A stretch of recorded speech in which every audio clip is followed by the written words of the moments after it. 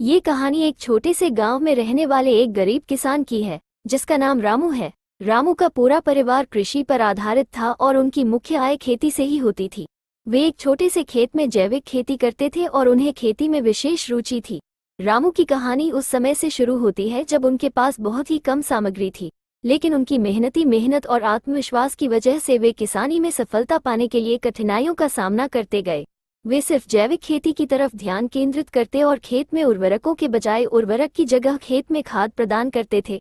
अपनी मेहनत और समर्पण से रामू की खेती धीरे धीरे फलने लगी। उनकी पैदावार बढ़ती गई और उनकी मुनाफा कमाने की क्षमता में भी वृद्धि हुई। वे अपने उत्पादों को स्थानीय बाजार में बेचते और इससे उनकी आर्थिक स्थिति में सुधार होने लगा। रामू की सफलता उनके परिश्रम, संघर्ष और सहनशीलता की कहानी है।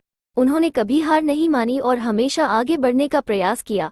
उनकी कहानी गांव के लोगों के लिए प्रेरणा स्रोत बनी और उन्होंने दिखाया कि छोटे सपनों को हकीकत में बदलने का सबसे महत्वपूर्ण कदम है मेहनत और संघर्ष।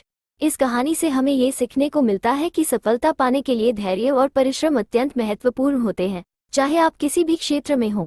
रामू की तरह हमें भी अपने लक्ष्यों के प्रति पक्षपात नहीं करना चाहिए और निरंतर प्रयास करते रहना चाहिए, चाहे समस्याएं कितनी भी कठिन क्यों ना हों।